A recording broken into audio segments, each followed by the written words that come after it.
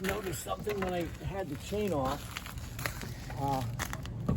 and was putting zinc paint on everything, because they do that once at the end of each season just to keep the Zinc paint yeah on where? Like anywhere that's iron, in other words, the anchors. okay. And Yeah. anywhere the chain that looks a little overly rusty, I'll Okay. hit that.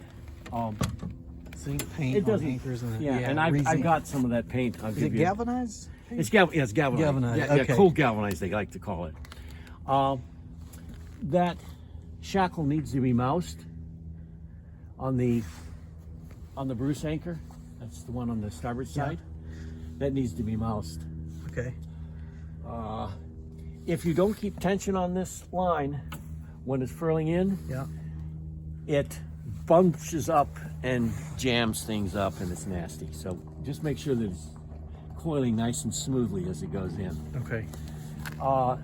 Anchor locker, 2 sets of chain.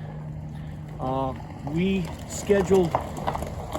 thought we were going to schedule that, buy new chain in 2 seasons. That's what we budgeted. 2 years from now, we wanted to replace that one and probably this one. This might have gone for 3 or 4 seasons.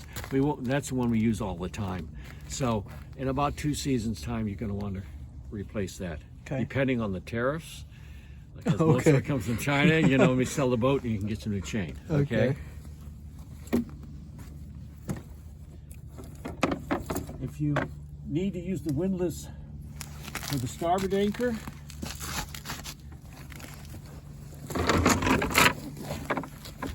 they make this nice little division here, Yeah. but it just piles up down here, even though it's supposed to go over there, and you have to manually throw it over. So I got tired of that. You can remake this nicely. I just did this on the boat, and I never got around to taking it home and doing a proper smooth replacement. What this does is it sets right here, like this. I've got it. Or maybe it goes this way. I can see which way it is. No, it goes this way. And to feed the chain. And this goes down, slides over that. There we go. And then the chain comes here and goes down there. You still have to occasionally pull it over. The same with this. If it piles up here, you got to kick it over. You should wear shoes and not barefoot like I have done sometimes. Okay. But that feeds the chain over there pretty easy, and it's not exactly high tech. But it can be a lot nicer made. These were just scraps of, again, PVC that I happened to have on board that allowed me to do this.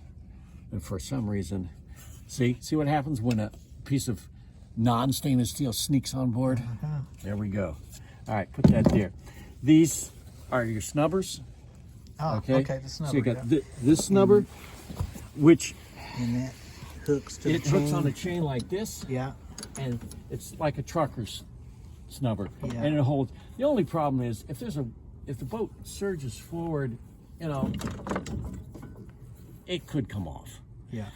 Sometimes when I use this one, I'll try to get a little bungee cord, and wrap it around there to keep it in place. But it's a bit of a pain.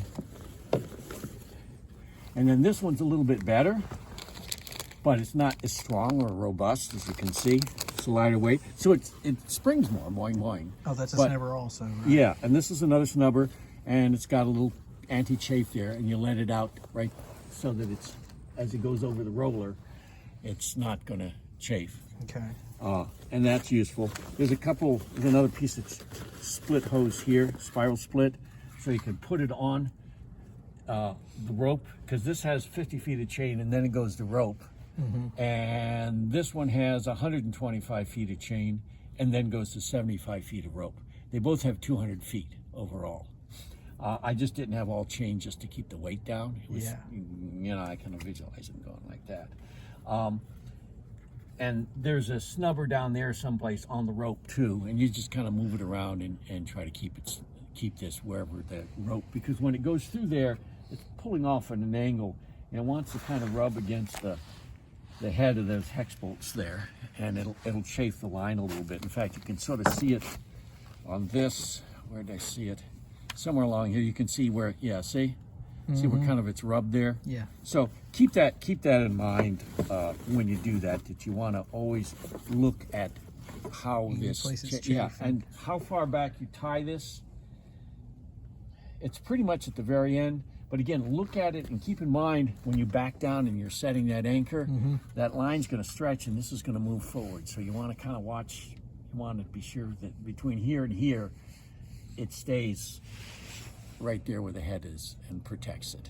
Okay. And if you want more of this, just get some more hose. Or if you know somebody, if you know a fireman, somebody gave me this piece. This is very good too. Oh yeah, those are So fire yeah, hose. if you happen to have a bit of that, that's good for chafing. When I run 2 anchors, I'll run both of these snubbers too. I'll run 2 snubbers. Excellent. Okay, one for each anchor Yeah. chain that's over. But this is the most useful one. Put that there. That was the most useful one. Yeah, the little one. S-hook rather Yeah, than the S-hook, other. yeah. I like that one better. Though I did manage to bend it one time because it got, I forget, it got somehow hooked up in here and the winch itself decided it was going to bend it and went, oh, the windlass rather, and so windlass, it was yeah. like, ouch. All right. So why do you?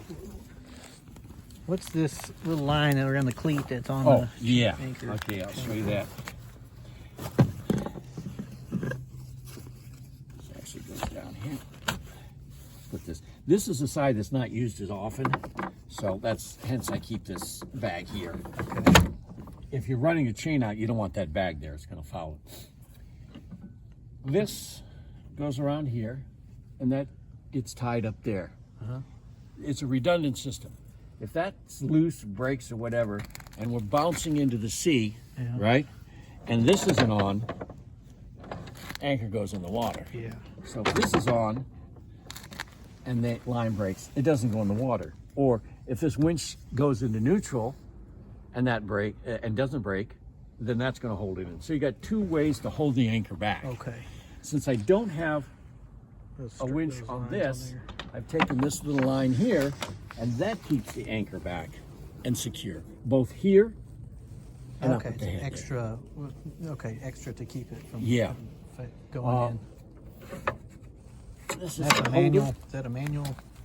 Not manual, but what it does is it operates the clutch. Right now, it's freewheeling. Yeah. If I undo it, but I can tighten this down, and you want to have it tight, not absolutely super tight. You want to have it tight enough that when the engine engages, the motor engages, it can pull this up. You're not going to pull a boat forward. You always use the engine to move the Yes. boat forward. If you try to just pull the boat forward, it puts You unnecessary don't want to. strain. Yeah, right on it. the windlass. Yeah. Can you put this up manually? Yeah, I did it for a week after this went out. And on my son's boat, we didn't dare use it because the electricity went directly into the chain. You were getting 12 volts. So it was unpleasant. So there's this one here which allows you to lock it, but notice it's loose so it can fall overboard. So there's a second one here. Okay, again, redundancy. You don't need quite this much leverage to get that clutch to engage. Okay. When do you Normally- engage that clutch? If I put the anchor down and I'm going to back off, I'm not going to use electrical power, stingy, and feed it out that way. I just loosen this up, we back down, and it just freewheels out, and then I start to tighten it up a little bit, being careful I don't do this, and just keep tightening it up, and then I'll tighten it up a little bit more, and finally, because we're in reverse, Yeah. backing out and feeding the chain out, and I lay out 150 feet of chain, and then snub it down, and then we go ahead and do the process of setting the anchor. You don't set the anchor with the chain on the windlass. You hook up your snubbers and then you set your anchor. You want to put the strain on these cleats here, not on the windlass. Okay. The windlass is not made to hold the anchor Yeah. chain in a storm or have a lot of Yeah, force that's on it. what the snubbers are for, right? Exactly. And the other thing the snubbers do is they keep the chain, if it's really, really tight, bar tight, when the boat surges back, it's an absolute immediate jerk. There's no absorption of that impact. And so it'll bend metal. It's crazy stuff that you can see happen. But if you have the snubbers, they take the shock out of it. So if it's gonna stretch this chain out, so you have a fair amount of loose chain there, 4 or 5 feet of loose chain. And again, you'll find through experience what you're most comfortable with, and the amount of snubber and so forth. But I always snub it unless I'm on a lunch hook and there's no wind and I'm only going to be there for a short time. I will always snubber. Okay. Snubber. This is self-explanatory. Nothing difficult about that. Nothing difficult or unusual about this.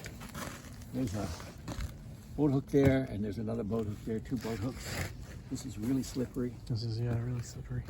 This topping lift. If you look at the topping lift, hey, what happened there? That's where we put the tarp around, right? Yeah, but I'm looking. I'm trying to figure something out here. Is why this is so. Well, okay. Can't do it now. Normally, and you'll have to measure this up when I give you the other sail. There's a sail that goes up about where that split is. It's about that tall. You take and you make a figure 8 loop so that it's, if you take a rope that comes up and down here, this. Yeah. A stopper knot? Like this. Okay, so this is the topping lift. Indeed, that is the topping lift. So I would go like this, make a figure 8 and come back like this. Now I've got, set that up, and now I've got this nice little loop here, right? Right. Sits there like that. That's where you clip your riding sail, the head of the riding sail in. And then the tack is pulled up here on a loose line, and then the outhaul or clew is tied to each corner. And I tell you what, after we sign, I'll come back and show you how to set that up, and we'll do this. Okay? Yeah, we can do that then. So I'll just leave that here like that. I told Amanda you have 2 radar reflectors, sort of the old-fashioned one like that, and then more of a tubular one up there. So you got 2. You make a pretty good. I'm told we make a pretty good profile. That's good. Let's see. Unless the pirates are looking for it.